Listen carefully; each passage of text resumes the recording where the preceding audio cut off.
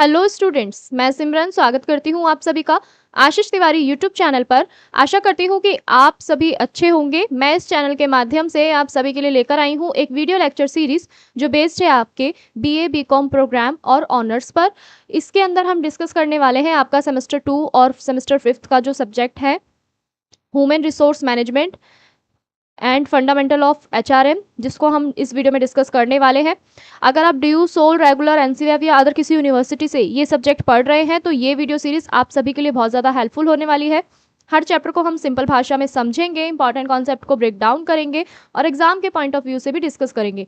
तो स्टूडेंट्स, अगर आप ड्यू सोल रेगुलर एनसीवीएफ या अदर किसी यूनिवर्सिटी से कोई और सब्जेक्ट पढ़ना चाहते हैं, आसानी से समझना चाहते हैं, तो चैनल को जरूर सब्सक्राइब कीजिएगा, वीडियो को लाइक कीजिएगा और अपने दोस्तों के साथ शेयर करना ना भूलें। एंड सोल से रिलेटेड डेली अपडेट्स के लिए आप सभी हमारा व्हाट्सअप चैनल फॉलो कर लीजिएगा। तो चलिए स्टार्ट करते हैं आज की वीडियो को, जिसके अंदर हम डिस्कस करने वाले हैं आपका ह्यूमन रिसोर्स मैनेजमेंट यानी आपका फंडामेंटल्स ऑफ एचआरएम।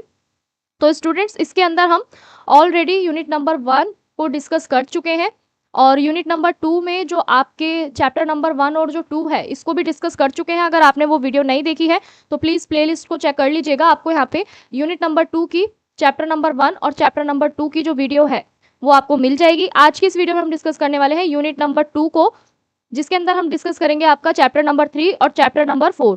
तो चलिए स्टार्ट करते हैं।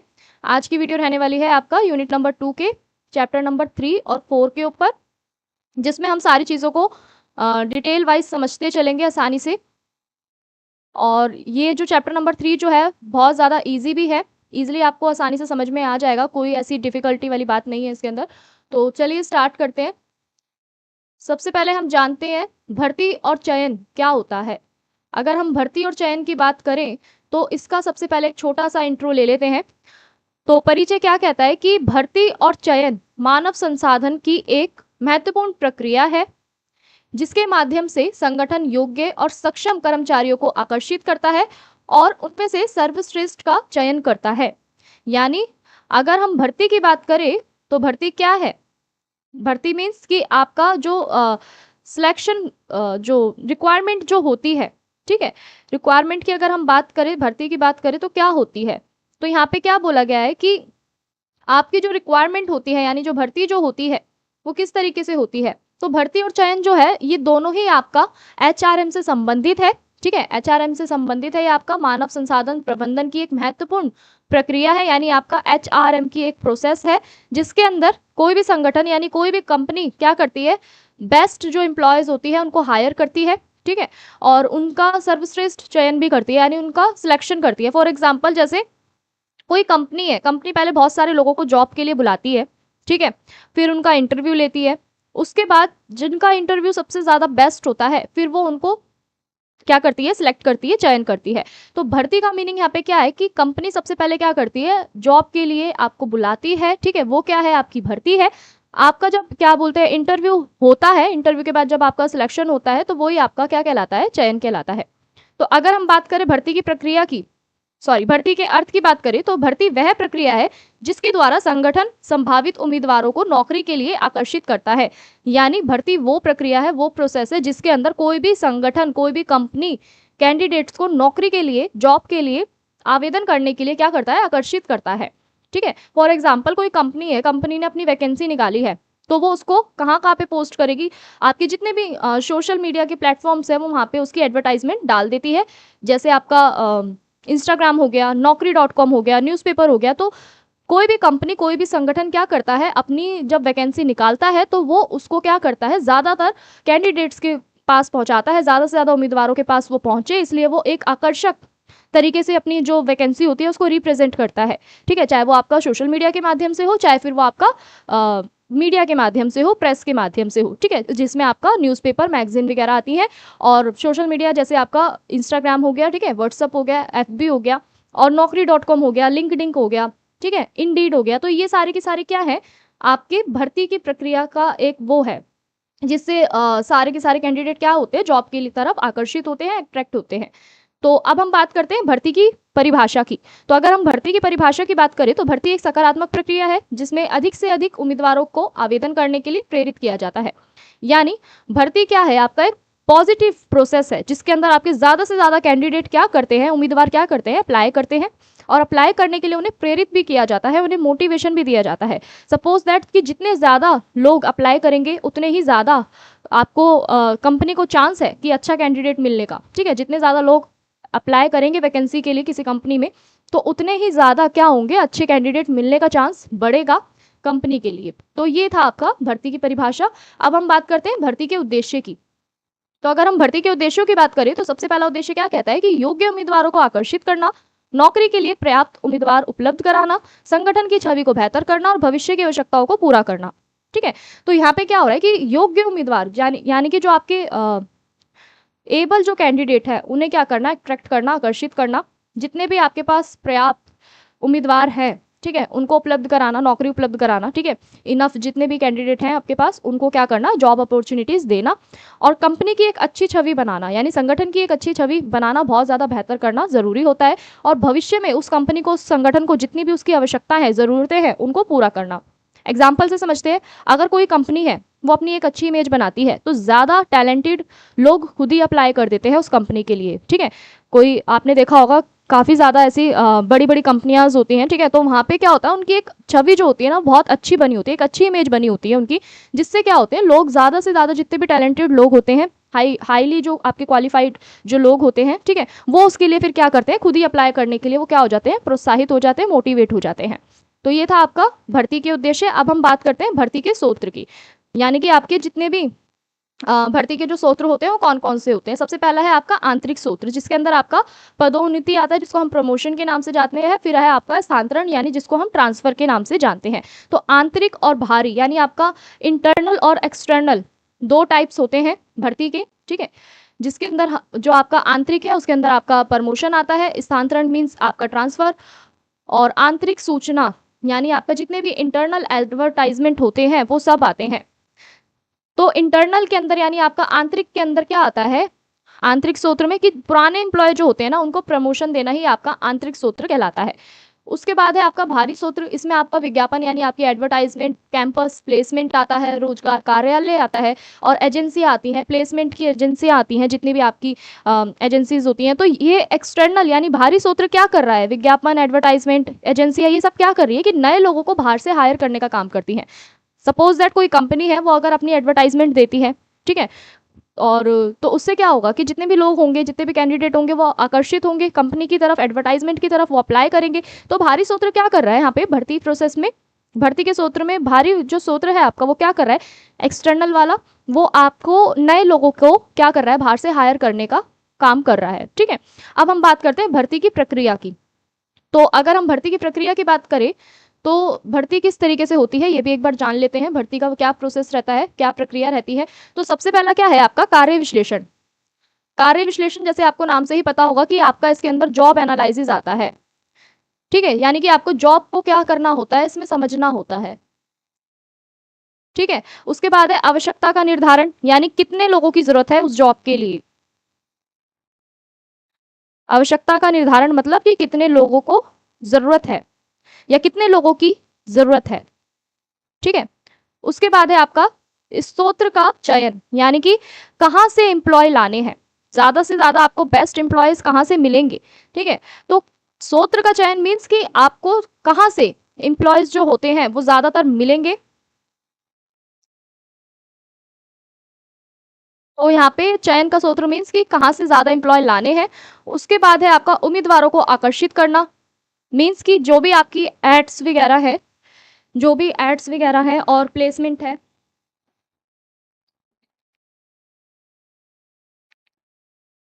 जो भी इसके अंदर आपकी एड्स वगैरह है और जो प्लेसमेंट्स है वो आती है। ठीक है, एड्स हो गए हैं, आपकी प्लेसमेंट्स हो गई हैं, वो सारी की सारी आपके किसके अंदर आती है, उम्मीदवारों को आकर्षित करना, यानी जितने भी आपके कैंडिडेट्स हैं आप उनको किस तरीके से अट्रैक्ट कर सकते हैं अपनी तरफ। उसके बाद है आवेदन प्राप्त करना, मतलब कि जितने भी कैंडिडेट हैं, कैंडिडेट से फॉर्म लेना। आवेदन मीन्स कि आपके जितने भी कैंडिडेट ने, उम्मीदवारों ने, जितने भी कैंडिडेट ने अप्लाई करा है जॉब के लिए, उन सबके इसमें क्या आते हैं, फॉर्म आते हैं। ठीक है, फॉर्म फिलिंग आते हैं इसके अंदर। तो ये थी आपकी पूरी भर्ती की प्रक्रिया यानी कार्य विश्लेषण, जिसमें जॉब को समझना होता है कि जॉब क्या है, किस तरीके से आपको कार्य करना है। आवश्यकता का निर्धारण मीन्स कि कितने लोगों की जरूरत है। सूत्र का चयन मीन्स कि कहाँ से एम्प्लॉय को लेकर आने हैं। उम्मीदवारों को आकर्षित कैसे करेंगे कि एडवर्टाइजमेंट के थ्रू, प्लेसमेंट के थ्रू। और आवेदन प्राप्त करना मीन्स कि जितने भी कैंडिडेट्स ने फॉर्म फिलिंग करा है वो सब उसी के आधार पे एनालाइज करना कि कौन से जो कैंडिडेट है उन्हें सिलेक्ट करा जाएगा। तो अगर इसे भी एग्जाम्पल से समझे तो एक कंपनी है, उसको 5 क्या चाहिए, सेल्समैन्स चाहिए, ठीक है, सेल्समैन्स चाहिए उसको, ठीक है। सेल्समैन्स के लिए उसको सबसे पहले क्या करेगी वो कंपनी, जो भी सेल्समैन है उसको सबसे पहले क्या करेगी, जॉब समझाएगी, ठीक है। उसके बाद फिर वो डिसाइड करेगा कि 5 लोग चाहिए उस जॉब के लिए या 10 लोग चाहिए। तो मतलब क्या हो रहा है यहाँ पे कि जो भी कंपनी है ना वो 5 सेल्समैन को हायर करेगी, ठीक है, जॉब समझाएगी, फिर उसे डिसाइड करेगी, फिर 5 लोगों को क्या करेगी, 5 लोगों की अगर और आवश्यकता है तो फिर वो naukri.com पे जाके अपना ऐड वगैरह डाल देगी, जिससे लोग क्या करने लगेंगे, अप्लाई करने लगेंगे खुद ब खुद। सपोज दैट जैसे आप लोग अप्लाई करते हैं, लिंक्डइन हो गया हमारा, और इंडीड हो गया, naukri.com हो गया, जॉब है ऐप हो गया, इन सब के ऊपर जब आप एडवर्टाइजमेंट देखते हैं तो सेम प्रोसेस वही होता है भर्ती प्रक्रिया का, कि सबसे पहले आपको जॉब डिस्क्रिप्शन मिलता है यानी जॉब को समझना होता है। उसके बाद कितने लोगों की जरूरत है ये आपको समझना होता है, एम्प्लॉय कहाँ से लेकर आने होते हैं, advertisement, placement, candidate form filling, ये सब आपका भर्ती की प्रक्रिया के अंदर आता है, ठीक है। उसके बाद है चयन का अर्थ क्या होता है। तो अगर हम चयन के अर्थ की बात करें तो चयन के अर्थ की बात करते हैं तो चयन यानी कि आपका सिलेक्शन प्रोसेस, ठीक है। सिलेक्शन क्या होता है, तो चयन क्या है कि चयन वह प्रक्रिया है जिसमें भर्ती किए गए उम्मीदवारों में से सबसे योग्य व्यक्ति का चयन किया जाता है। यानी आपके जितने भी अभी तक कैंडिडेट जो हैं सिलेक्ट किए गए हैं उनमें से सबसे ज़्यादा जो एप्लीकेबल जो है, या हम कह सकते हैं जो सबसे ज़्यादा योग्य जो है, उनका चयन किया जाता है, उनको सिलेक्ट किया जाता है, ठीक है।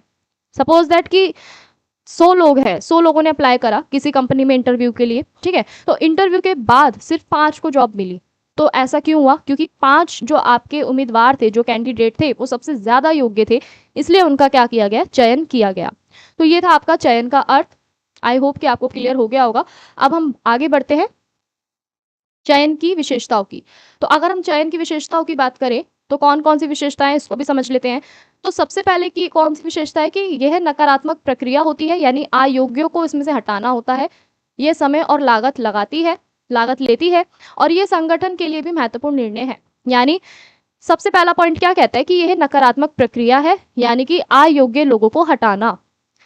नकारात्मक प्रक्रिया क्यों है, क्योंकि इसके अंदर जो अयोग्य लोग हैं, जो उस जॉब के लिए एप्लीकेबल नहीं है, ठीक है, जो एकदम परफेक्ट नहीं है उस जॉब के लिए, उसको हटाना होता है। इसलिए इसको हम क्या देखते हैं, एक नेगेटिव वे में भी इसको हम देखते हैं, और इसमें समय और लागत दोनों ही लगती है। फॉर एग्जाम्पल कई कंपनियां क्या करती है, राउंड टेस्ट लेती है, राउंड्स लेती है, अलग अलग राउंड्स लेती हैं अपने इंटरव्यू के थ्रू। सबसे पहले जो सिलेक्शन प्रोसेस होता है उनको राउंड्स में होता है कंपनियों का। तो सपोज दैट सबसे पहले आपका टेस्ट ले रहे हैं, फिर इंटरव्यू लेती हैं, जिससे क्या होता है कि आपका टाइम भी वेस्ट होता है, ठीक है, टाइम भी लगता है, पैसा भी लगता है। लेकिन इससे क्या होता है कि इससे सबसे बेस्ट कैंडिडेट मिलता है कंपनी को। तो इसमें क्या है, कंपनी का ही बेनिफिट है। इसमें जो आपका एम्प्लॉय है, जो इंटरव्यूअर है, ठीक है, उसको थोड़ा सा लॉस इसमें हम देखने को मिल सकता है हमें, ठीक है, क्योंकि सबसे पहले रिक्वायरमेंट है, यानी आपको बुला रहे हैं, इनवाइट कर रहे हैं इंटरव्यू के लिए। उसके बाद सिलेक्शन प्रोसेस में क्या होता है कि छांटना होता है, यानी सबसे ज़्यादा बेस्ट को चुनना होता है। तो यहाँ पे क्या होता है कि कंपनियां कई राउंड्स में आपको सिलेक्ट करती है। सिलेक्शन प्रोसेस आपका होता है जिसके अंदर आपका सबसे पहले टेस्ट लिया जाता है, फिर आपका इंटरव्यू लिया जाता है, और इससे आपका टाइम और पैसा दोनों ही क्या लगता है, इसमें लगता है। लेकिन इससे सबसे बेस्ट कैंडिडेट मिलता है किसको, कंपनी को। तो ये थी आपकी चयन की विशेषता। अब हम बात करते हैं चयन की प्रक्रिया की। चयन की अगर प्रक्रिया की बात करें तो इसके अंदर क्या होता है, आपके कई स्टेप्स फॉलो किए जाते हैं। सिलेक्शन का जो प्रोसेस होता है इसमें कई स्टेप होते हैं। सबसे पहला होता है आपका आवेदन पत्र, जिसको हम एप्लीकेशन फॉर्म के नाम से जानते हैं। दूसरा है आपका लिखित परीक्षा यानी रिटन टेस्ट। उसके बाद है साक्षात्कार यानी आपका इंटरव्यू। फिर है संदर्भ जांच यानी रेफरेंस चेक। उसके बाद है चिकित्सक परीक्षण यानी आपका मेडिकल एग्जामिनेशन। फिर है आपका अंतिम चयन यानी आपका फाइनल सिलेक्शन। तो अगर हम बात करें सबसे पहले पॉइंट की, यानी आपका जो एप्लीकेशन फॉर्म जो होता है, जिसको हम आवेदन पत्र के नाम से जानते हैं, तो इसके अंदर क्या होता है, सबसे पहले आपकी बेसिक जो इन्फॉर्मेशन होती है, ठीक है, बेसिक इन्फो जो होती है आपकी, उसको इसके अंदर लिया जाता है।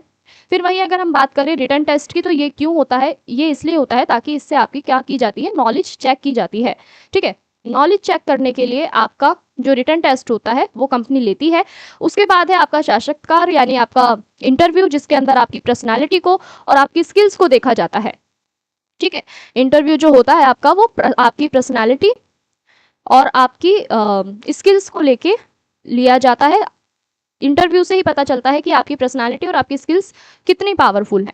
उसके बाद हम बात करते हैं रेफरेंस चेक की। अगर रेफरेंस चेक की बात करें यानी संदर्भ जांच की बात करें तो इसके अंदर क्या आता है, आपका जितना भी आपका जो बैकग्राउंड होता है यानी आपका जो बैकग्राउंड होता है उसको इसके अंदर चेक किया जाता है, या हम कह सकते हैं वेरीफाई किया जाता है, जिसको हम वेरिफिकेशन के नाम से भी जानते हैं, जॉब वेरिफिकेशन के नाम से भी जानते हैं इसको। इसके अंदर आपका जो बैकग्राउंड होता है उसको वेरीफाई किया जाता है।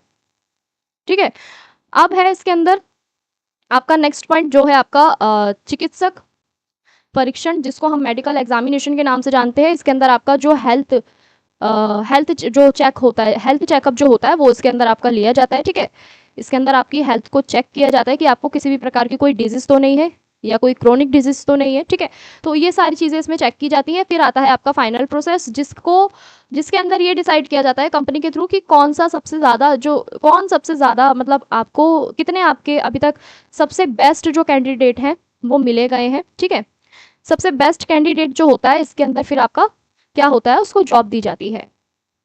तो ये था आपका पूरा चयन की प्रक्रिया। फॉर एग्जाम्पल अगर हम इसे एग्जाम्पल से भी समझे तो जो जैसा मैंने भी आपको बताया, आवेदन पत्र यानी आपका एप्लीकेशन फॉर्म में आपकी बेसिक इन्फो, रिटन टेस्ट में आपकी नॉलेज चेक की जाती है, इंटरव्यू में आपकी पर्सनालिटी और स्किल्स को देखा जाता है, और रेफरेंस चेक के अंदर आपका जो वेरिफिकेशन होता है उसको किया जाता है, बैकग्राउंड वेरीफाई किया जाता है। मेडिकल एग्जामिनेशन के अंदर आपका हेल्थ चेकअप होता है। ठीक है, और आपका फाइनल सिलेक्शन जो होता है वो बेस्ट कैंडिडेट के ऊपर ही डिसाइड होता है, फिर उसको जॉब दी जाती है। फॉर एग्जांपल जैसे कोई बैंक है, बैंक के अंदर सबसे पहले हमसे क्या किया जाता है, फॉर्म भरवाया जाता है। ठीक है, फॉर्म भरवाते हैं अगर कोई बैंक की कोई जॉब है। ठीक है, फॉर एग्जांपल अगर आपने बैंक के लिए अप्लाई करा है, जॉब के लिए अप्लाई करा, तो सबसे पहले वहाँ पे किया जाता है कि सबसे पहले फॉर्म फिलअप किया जाता है कि आपकी जितनी भी बेसिक इन्फॉर्मेशन है वो आपकी ली जाती है। उसके बाद आपका जो रिटन टेस्ट जो होता है, एग्जाम लिया जाता है। उसके बाद फिर आपका इंटरव्यू होता है, फिर आपका डॉक्यूमेंटेशन जो भी होता है यानी कि आपका जो बैकग्राउंड वेरीफाई है वो किया जाता है, डॉक्यूमेंट्स को चेक किया जाता है, फिर जाके आपका जो होता है फाइनल सिलेक्शन होता है। तो ये थी आपकी चयन की प्रक्रिया। अब बढ़ते हैं हम आगे। अब हम बात करते हैं आपका जो भर्ती और जो चयन है, इन दोनों में क्या अंतर होता है, क्या ये दोनों सिमिलर होते हैं या फिर दोनों अलग होते हैं, ये भी एक बार जान लेते हैं। तो अगर हम बात करें भर्ती की यानी कि आपका रिक्वायरमेंट जो होती है, इसके अंदर क्या होता है कि भर्ती जो होती है वो उम्मीदवारों को आकर्षित करती है, चयन सबसे योग्य को चुनता है, और यह सकारात्मक प्रक्रिया होती है और ये नकारात्मक प्रक्रिया होती है। यानी भर्ती जो है वो क्या कर रही है, एक पॉजिटिव प्रोसेस है। ठीक है, भर्ती क्या है, आपका एक पॉजिटिव प्रोसेस है यानी आपका सकारात्मक प्रक्रिया है। और वहीं अगर हम बात करें चयन की यानी आपके सिलेक्शन की, तो सिलेक्शन क्या है, आपका एक नकारात्मक प्रक्रिया है।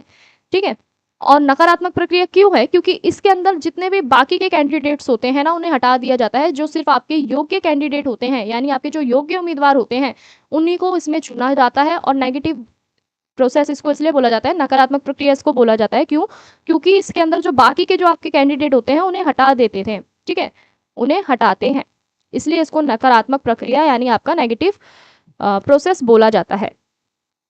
अगर हम एग्जाम्पल से बात करें तो सबसे पहले ऐड देना, ऐड से क्या हो रहा है, लोग आकर्षित हो रहे हैं, उम्मीदवार कैंडिडेट्स आपके आकर्षित हो रहे हैं, इंटरेक्ट हो रहे हैं। ठीक है, और वहीं अगर हम बात करें इंटरव्यू की, तो इंटरव्यू के बाद आपका जो बेस्ट जो चुनना होता है कैंडिडेट्स को, वो फिर आपका सिलेक्शन कहलाता है।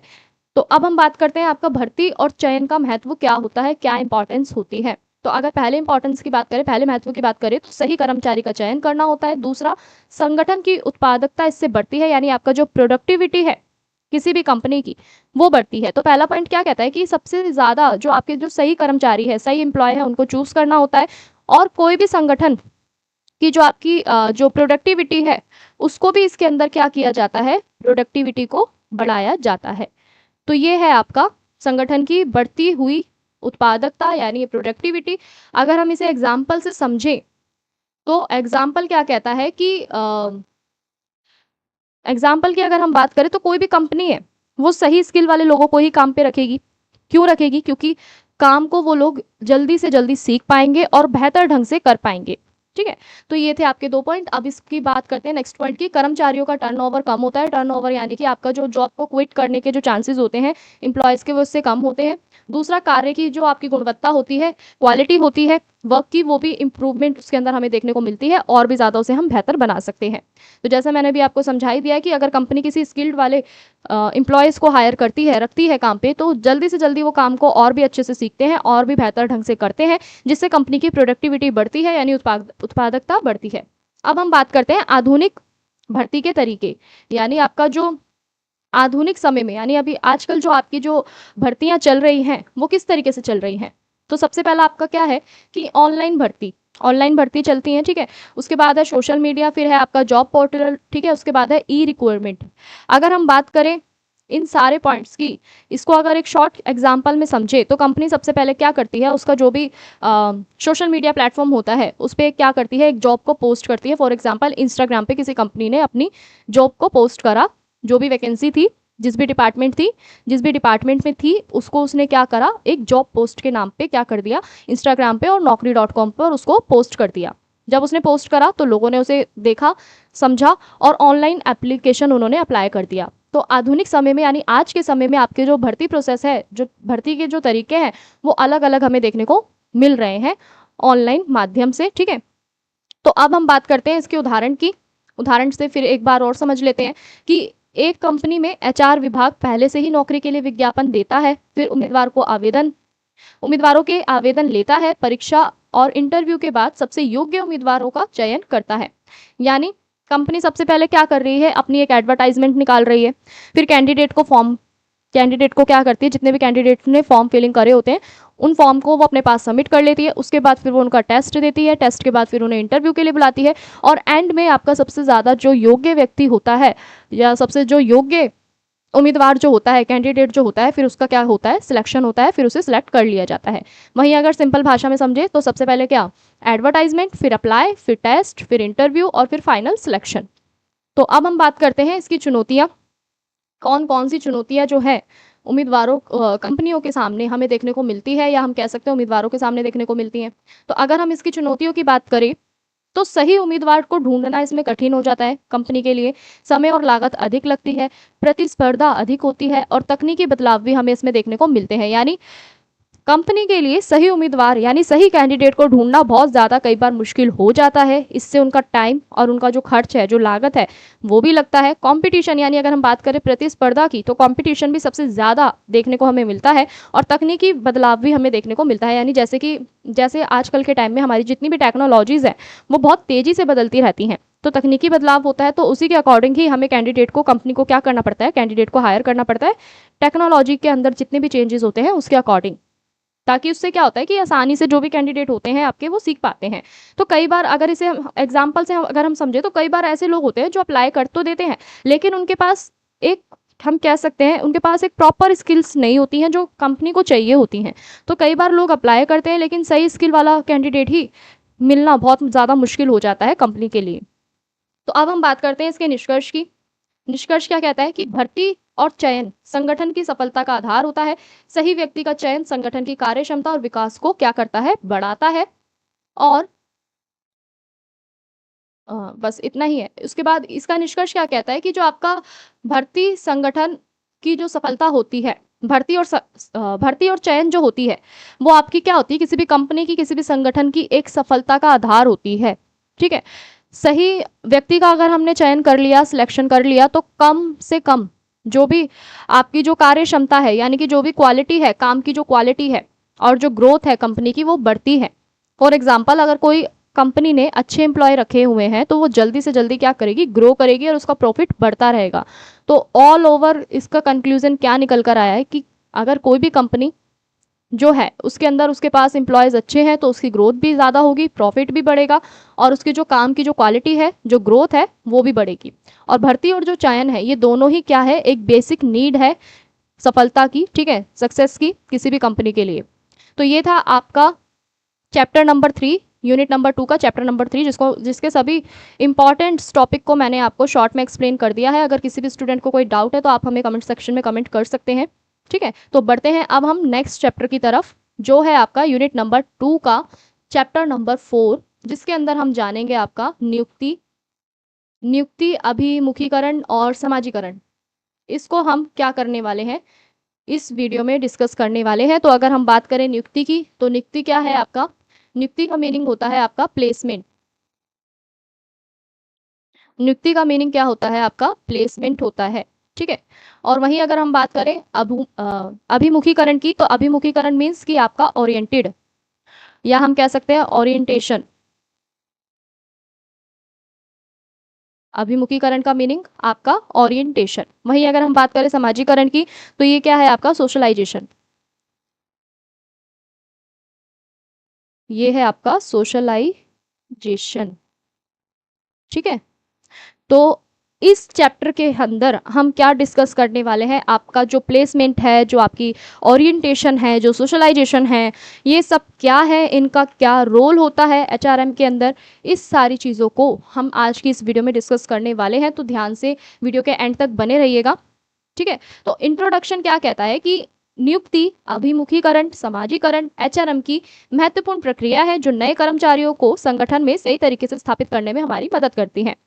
यानी कोई भी संगठन है, यानी आपका कोई भी ऑर्गेनाइजेशन है, उसके सक्सेस के लिए, यानी सफल संगठन जो है आपका, ठीक है, किसी भी ऑर्गेनाइजेशन की जो नींव होती है वो उसके कर्मचारियों से, यानी आपके एम्प्लॉयज से होती है। जब एक नई भर्ती होती है तो उसे केवल, ठीक है, जब कोई भी एक नई भर्ती होती है किसी भी कर्मचारी की, तो उसे केवल काम पर ही रखना काफ़ी नहीं होता, बल्कि उसके जो भी आपका जो संगठन है, जो भी आपका ऑर्गेनाइजेशन है, उसके माहौल में भी, उसके एनवायरनमेंट में भी उसको ढालना बहुत ज़्यादा ज़रूरी होता है, और सही काम सौंपना इसके अंदर बहुत ज़्यादा महत्वपूर्ण होता है, ठीक है। तो एचआरएम जो है आपका, वो एक ऐसी प्रक्रिया है, एक ऐसा प्रोसेस है जिसको हम इस 3 टाइप से समझेंगे, जिसमें आता है आपका प्लेसमेंट यानी नियुक्ति, अभिमुखीकरण यानी आपका ओरिएंटेशन, समाजीकरण यानी आपका सोशलाइजेशन। तो ये 3 जो प्रोसेस होते हैं आपके, वो एचआरएम के अंदर मेन होते हैं। तो क्या होते हैं, इसको हम समझते हैं। तो अगर हम बात करें आपकी नियुक्ति की यानी प्लेसमेंट की, तो प्लेसमेंट क्या कहता है कि नियुक्ति का अर्थ है कि कर्मचारियों को उसकी योग्यता, कौशल और रुचि के अनुसार ही सही कार्य पर रखना। इसका उद्देश्य क्या है कि सही व्यक्ति को सही काम देना, कार्य कुशलता बढ़ाना और कर्मचारी संतुष्टि बढ़ाना। यानी नियुक्ति का मतलब क्या है कि सही व्यक्ति को सही काम देना, यानी जो कर्मचारी है उसकी जो योग्यता है, ठीक है, एम्प्लॉय की या वर्कर की जो योग्यता है, जो उसके कौशल है, जो स्किल्स है, उसका जो इंटरेस्ट है, यानी जो उसकी रुचि है, उसी के अकॉर्डिंग ही उसको एक उचित पद देना। उचित पद देना मीन्स कि एक ऐसी पोस्ट देना, ऐसे कार्य को सौंपना जिसे वो सही ढंग से कर सके, ठीक है। और सही व्यक्ति को सही काम देना ही आपका नियुक्ति कहलाता है। और इसका उद्देश्य क्या है कि सही व्यक्ति को काम देना, सही व्यक्ति को सही काम देना, ठीक है, और कार्य कुशलता बढ़ाना। जब कोई भी व्यक्ति है, सपोज दैट अगर आप लोग ही हैं, आपका जो इंटरेस्ट होगा, जिस चीज़ में आपकी जो स्किल्स, जो जिस चीज़ में बेहतर होंगी, आपकी जो योग्यता होंगी, अगर आपको उसी के हिसाब से कोई काम दिया जाए करने के लिए, फॉर एग्जांपल जैसे आप जो है रीडिंग में अच्छे हैं या आर्ट एंड क्राफ्ट में अच्छे हैं, तो आपका इंटरेस्ट भी उसी में ही रहता है, आपकी स्किल्स भी उसमें ही रहती है कि आप ज़्यादा से ज़्यादा आर्ट एंड क्राफ्ट करते हैं, तो आपका इंटरेस्ट बढ़ा रहता है। तो अगर मैंने आपको कोई आर्ट एंड क्राफ्ट से रिलेटेड कोई काम दिया, कोई भी आर्ट बनाने के लिए दी, कोई भी क्राफ्ट बनाने के लिए दिया, तो आप क्या करेंगे, उस काम को बहुत बेहतर ढंग से करेंगे और सही समय पे कर देंगे, मतलब पूरे समय में ही उसको कंप्लीट कर देंगे। तो ये क्या हुआ कि सही व्यक्ति को अगर हम सही काम देते हैं तो उसकी जो कार्य कुशलता होती है ना, वो भी बढ़ती है, और कर्मचारी की जो क्षमता होती है उसका भी वो उपयोग कर पाता है सही ढंग से, ठीक है। तो इससे क्या होता है, आपका जो कर्मचारी का जो वो होता है, संतुष्टि जो होती है, ठीक है, वो बढ़ती है। फॉर एग्जाम्पल मान लीजिए कि कोई एक सॉफ्टवेयर कंपनी है, उसके अंदर कंपनी ने एक कैंडिडेट को हायर करा है, ठीक है, वो कैंडिडेट जो है वो कोडिंग प्रोग्राम जो होता है, कोडिंग प्रोग्राम के अंदर उसने महारत हासिल करी हुई है, ठीक है, मतलब बहुत अच्छा है वो प्रोग्राम कोडिंग के अंदर, जो कंपनी ने कैंडिडेट को हायर करा है, और उस कैंडिडेट का ना इंटरेस्ट भी किस में है, कोडिंग और प्रोग्रामिंग के अंदर है। तो कंपनी ने अगर उसे सेल्स वाले सेक्टर में डाल दिया, यानी सेल्स वाले डिपार्टमेंट में डाल दिया, तो वो जो एम्प्लॉय होगा ना, जो कैंडिडेट होगा, वो अपना बेस्ट परफॉर्मेंस नहीं दे पाएगा। लेकिन वहीं अगर कंपनी उसे सॉफ्टवेयर डेवलपमेंट के जो डेवलपर जो होता है, सॉफ्टवेयर डेवलपर जो होता है, अगर उसके लिए पोस्ट करता है, तो उसकी जो नियुक्ति है, जो उसकी प्लेसमेंट है, वो सही कहलाएगी। समझ रहे हैं आप, यानी किसी कंपनी ने एक कैंडिडेट को हायर करा, ठीक है, कोई भी एम्प्लॉय को हायर करा, वो कैंडिडेट जो है आपका कोडिंग प्रोग्रामिंग के अंदर उसने महारत हासिल करी हुई है, वो बहुत ज़्यादा अच्छा है, बहुत ज़्यादा उसका इंटरेस्ट है कोडिंग प्रोग्रामिंग के अंदर। और वहीं अगर कंपनी के अंदर कंपनी ने क्या करा, उस कैंडिडेट को सेल्स वाले डिपार्टमेंट में डाल दिया, तो जो आपका कैंडिडेट है ना वो अपना बेस्ट परफॉर्मेंस नहीं दे पाएगा। क्यों नहीं दे पाएगा? क्योंकि उसको सेल्स का तो कोई आइडिया है ही नहीं, उसकी जो स्किल्स है वो सेल्स के अकॉर्डिंग तो है ही नहीं, उसका जो इंटरेस्ट है वो सेल्स के अकॉर्डिंग तो है ही नहीं। उसका इंटरेस्ट किसके अंदर है? सॉफ्टवेयर डेवलपर के अंदर है, ठीक है, कोडिंग के अंदर है, प्रोग्रामिंग के अंदर है। तो ये आपका जो प्लेसमेंट होगा ना वो सही नहीं कहलाएगा। तो मतलब कि जैसा आपका जो कैंडिडेट है, सही व्यक्ति को सही काम देना, उससे आपकी कार्यकुशलता भी बढ़ती है कंपनी की, और कर्मचारी भी संतुष्ट रहते हैं, और वही आपकी सही नियुक्ति, सही प्लेसमेंट कहलाती है। तो अब हम बात करते हैं इसके महत्व की। तो महत्व क्या कहता है कि काम में बेहतर प्रदर्शन होता है, जैसे मैंने भी आपको बता ही दिया है कि परफॉर्मेंस अच्छी होगी इससे एम्प्लॉय की या वर्कर की, ठीक है। कर्मचारियों का मनोबल बढ़ता है, यानी उनको एक मोटिवेशन मिलता है, प्रोत्साहन मिलता है, और संगठन के लक्ष्य भी इससे जल्दी प्राप्त हो सकते हैं। यानी जो भी कंपनी के जो गोल ओरिएंटेड, जितने भी ओरिएंटेड गोल्स होते हैं वो भी उसे जल्दी अचीव कर पाती है। तो अब हम बात करते हैं आपका ओरिएंटेशन की, यानी आपका अभिमुखीकरण क्या होता है, इसका अर्थ क्या होता है, एक बार इसको भी जान लेते हैं। तो अभिमुखीकरण वह प्रक्रिया है जिसमें नए कर्मचारी को संगठन, उसके नियम, कार्य और वातावरण के बारे में जानकारी दी जाती है, ठीक है। और इसका उद्देश्य क्या होता है कि नए कर्मचारी को सहज बनाना, संगठन के नियमों से परिचित कराना, और कार्य को जल्दी समझाना। यानी अगर इसे शॉर्ट में समझे तो आपका जो ओरिएंटेशन है वो क्या है, वो एक ऐसा प्रोसेस है जिसके अंदर आपके जो कर्मचारी होते हैं ना, जितनी भी कंपनी की नीतियां होती हैं, जितनी भी पॉलिसीज होती हैं, जितने भी आपके सहकर्मी होते हैं, ठीक है, यानी कंपनी में काम करने वाले जितने भी आपके आसपास के जो वर्कर्स होते हैं, सहकर्मी होते हैं, और जो आपका कार्यस्थल जो होता है, यानी जहाँ पे आप काम कर रहे होते हैं, जो आपका ऑफिस जो होता है, वहाँ से आपको किसी भी कैंडिडेट को, एम्प्लॉय को उससे परिचित कराया जाता है, उसे बताया जाता है उस वातावरण के बारे में, कंपनी के रूल्स और रेगुलेशन और आपकी जो जितनी भी पॉलिसीज होती हैं वो बताई जाती हैं, ठीक है। इसे ही हम क्या कह देते हैं, एक तरीके से हम इसे वेलकम सेशन के नाम से भी जाना जाता है, ठीक है। ओरिएंटेशन को जो आपका जो होता है अभिमुखीकरण जो होता है, इसको आपका वेलकम सेशन के नाम से भी कहा जाता है, जिसके अंदर आपका जो एम्प्लॉय होता है उसको कंपनी के रूल्स और उसकी जो नीतियां होती है, जो उसका एनवायरनमेंट यानी वातावरण जो होता है उससे अवगत कराया जाता है, उससे परिचित कराया जाता है। तो अगर हम इसके उद्देश्य की बात करें तो कर्मचारी की जो घबराहट होती है ना उसको दूर करने के लिए, और उसे एक सहजता उसके अंदर महसूस कराने के लिए, यानी कंफर्टेबल उसको फील कराने के लिए ही आपका अभिमुखीकरण बनाया गया है, जिससे आपका जो एम्प्लॉय है, जो कर्मचारी है, जो भी आपका कैंडिडेट या हम कह सकते हैं जो भी आपका वर्कर है, उनको क्या कराया जाए, एकदम कंफर्ट फील कराया जाए, किसी भी प्रकार की उन्हें कोई घबराहट ना हो।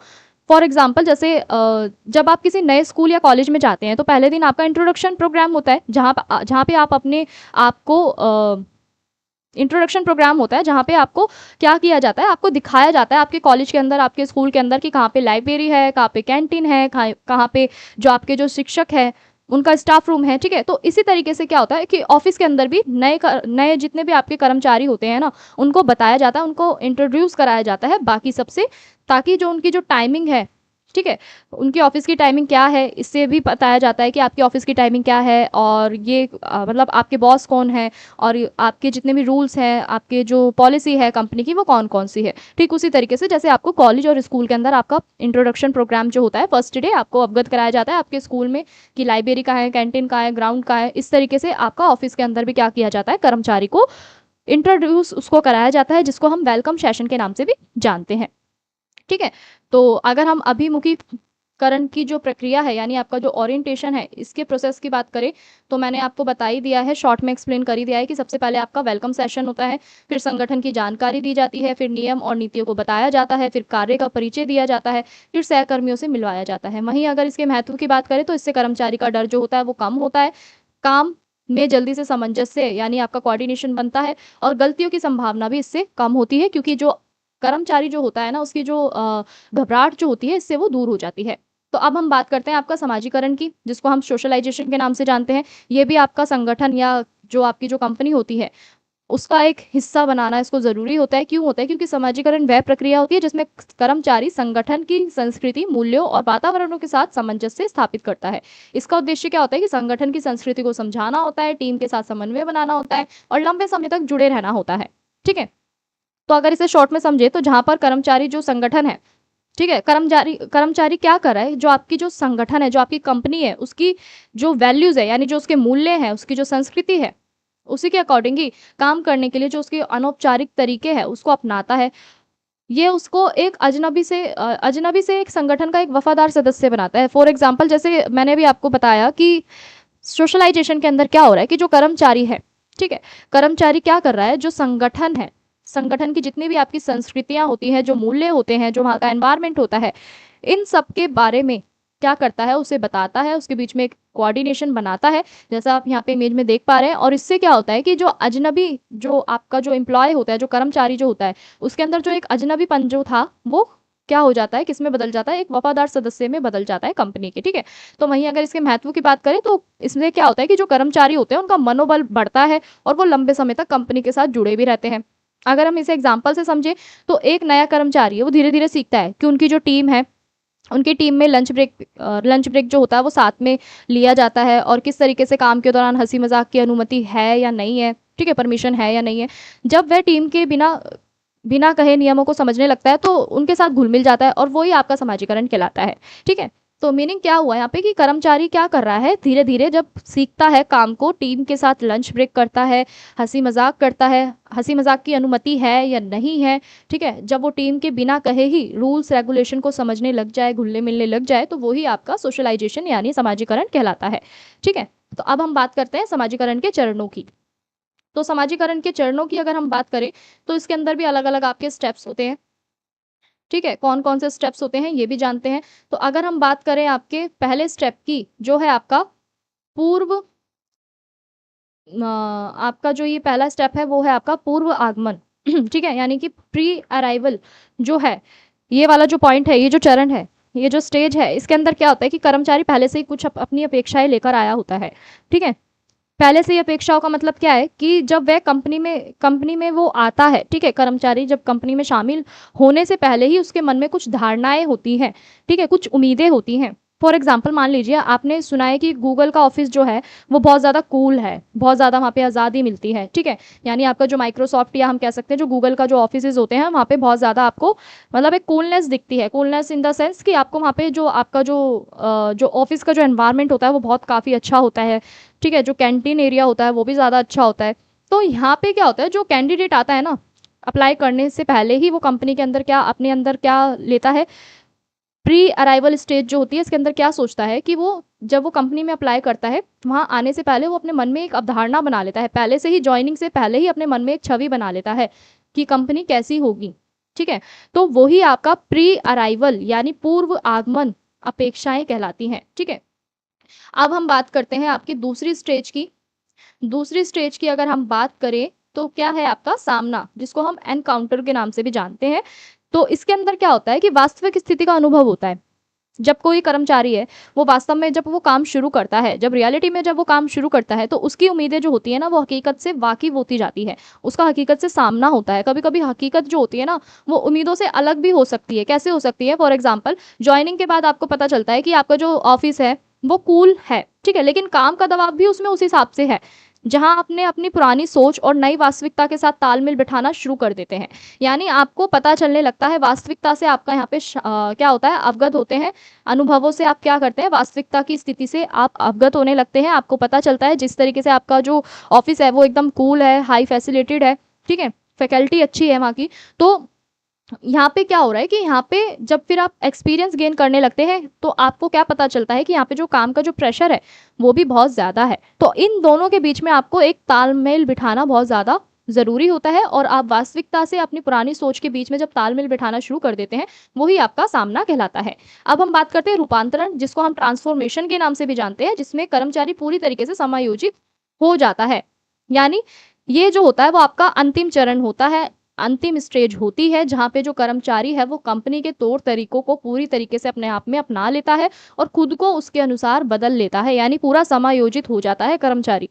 फॉर एग्जाम्पल, कुछ महीनों बाद अब कंपनी अपनी भाषा में बोलने लगती है। ठीक है, मतलब कि कुछ महीनों बाद जब जो आपका कर्मचारी है वो पुराना हो जाता है तो वो अपनी कंपनी की भाषा ही बोलने लगता है, वहाँ की संस्कृति के अंदर ही घुल मिल जाता है और अपनी टीम के साथ ही क्या बन जाता है, एक अभिन्न हिस्सा बन जाता है। अगर हम इसके महत्व की बात करें तो महत्व क्या है कि कर्मचारी संतुष्टि बढ़ती है, टीम वर्क मजबूत होता है, संगठन के प्रति निष्ठता आपकी जो होती है वो बढ़ती है। यानी एक अच्छी समाजीकरण प्रक्रिया केवल आपके कर्मचारी के लिए नहीं होती बल्कि कंपनी के लिए भी जरूरी होती है। क्यों होती है? क्योंकि कर्मचारी को संतुष्टि ही इससे मिलती है। जब व्यक्ति माहौल को समझने लगता है तो वो खुश होता है, खुश रहता है और उसका स्ट्रेस जो होता है, तनाव जो होता है वो कम होता है। वही आपका कर्मचारी संतुष्टि को क्या करता है? बढ़ाता है। वहीं अगर हम बात करें टीम वर्क मजबूत होता है, यानी आपको एक मजबूत टीम मिली हुई है, मजबूत टीम वर्क आपका है, तो सही समाजीकरण से लोगों के बीच में आपस का जो आपका तालमेल होता है, जो कोऑर्डिनेशन जो होती है वो आप बेहतर बनाने लगते हैं, तालमेल बैठाने लगते हैं।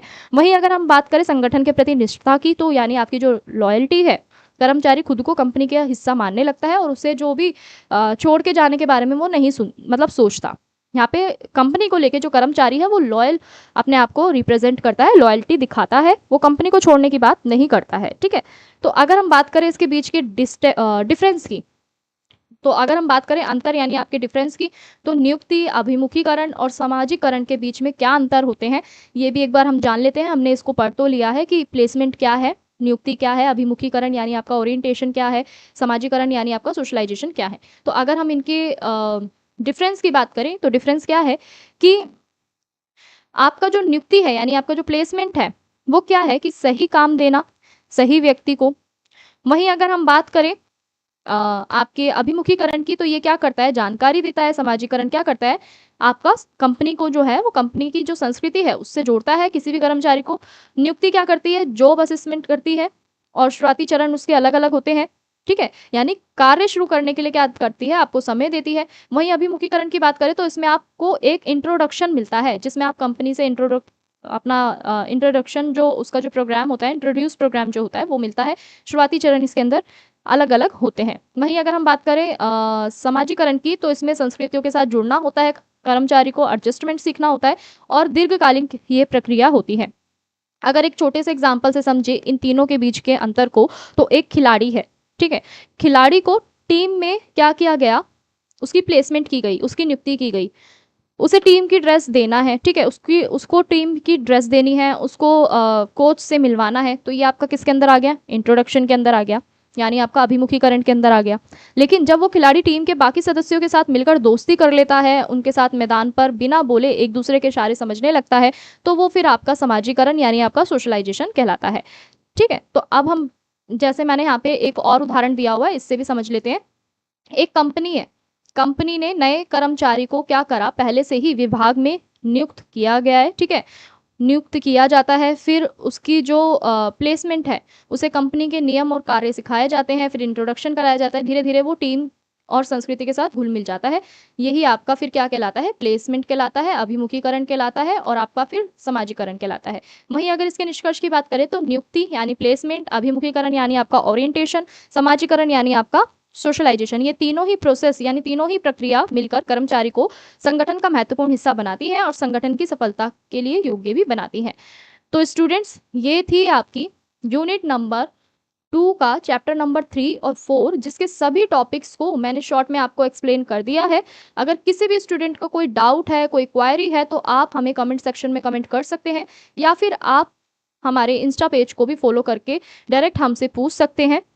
अगर किसी भी स्टूडेंट को ये नोट्स चाहिए है तो आप सभी हमारा टेलीग्राम चैनल ज्वाइन कर लीजिएगा, वहाँ पे आपको ये नोट्स मिल जाएंगे। अगर किसी भी स्टूडेंट को कोई डाउट है, कोई क्वायरी है, तो आप हमें कमेंट सेक्शन में कमेंट कर सकते हैं, जैसा मैंने अभी आपको बता ही दिया है। और हमारे व्हाट्सअप चैनल को ज़रूर ज्वाइन कर लीजिएगा क्योंकि आपको वहाँ पे सोल से रिलेटेड डेली अपडेट्स मिलती हैं और सभी क्लासेस के वहाँ पे आपको लिंक भी प्रोवाइड कराए जाते हैं।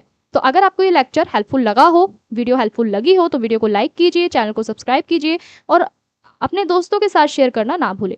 मिलते हैं नेक्स्ट वीडियो में नई यूनिट के साथ। आप सभी का बहुत बहुत धन्यवाद।